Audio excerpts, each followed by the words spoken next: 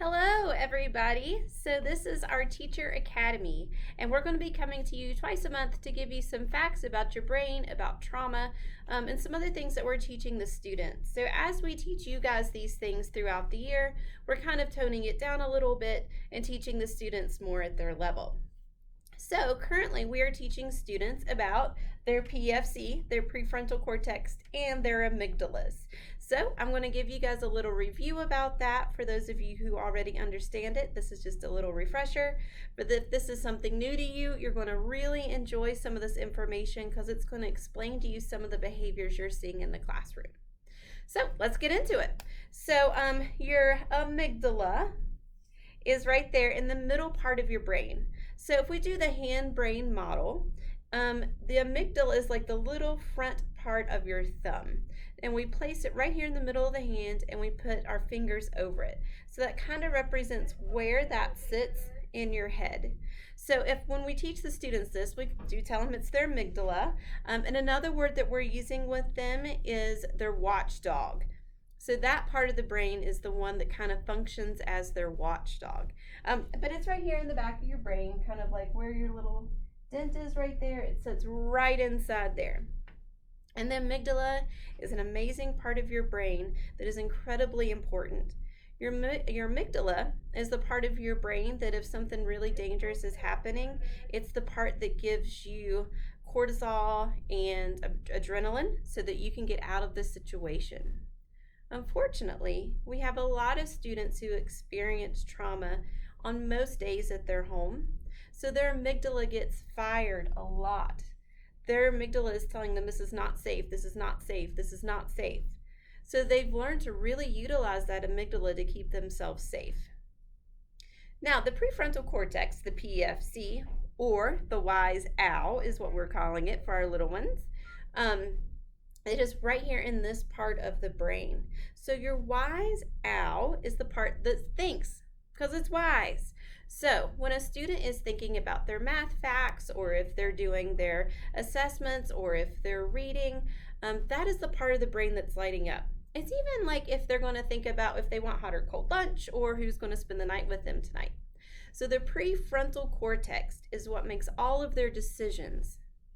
Now, what's really interesting is that if their amygdala is on, the prefrontal cortex is not. It does not need to be.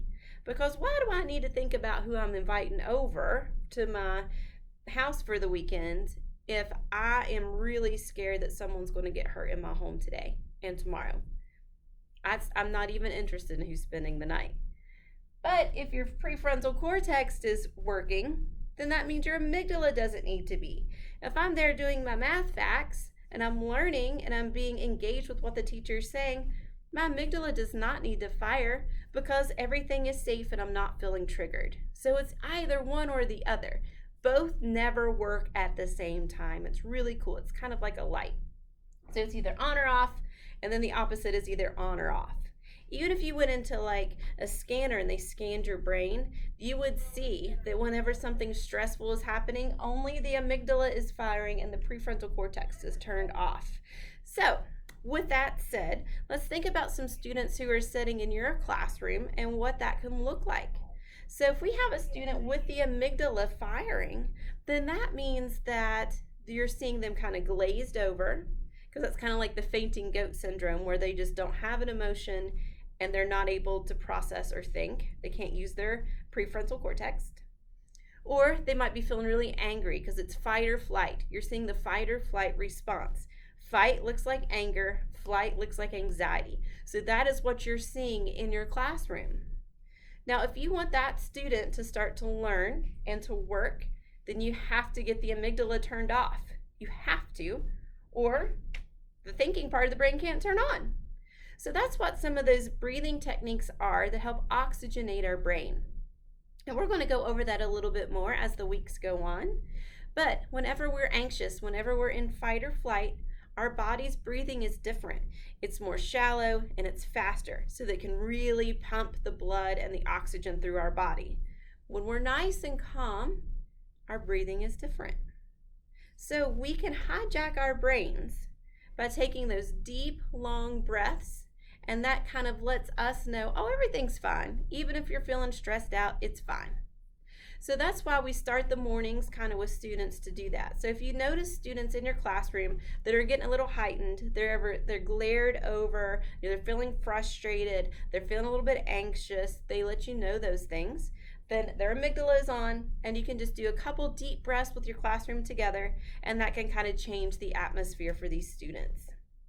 So below we have a link, and it's going to be the Wise Owl and the Watchdog, and it's appropriate for our students to watch so they can learn more about their brains.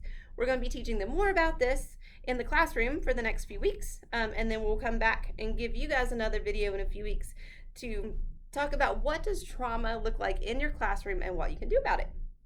All right, everybody, have a great day.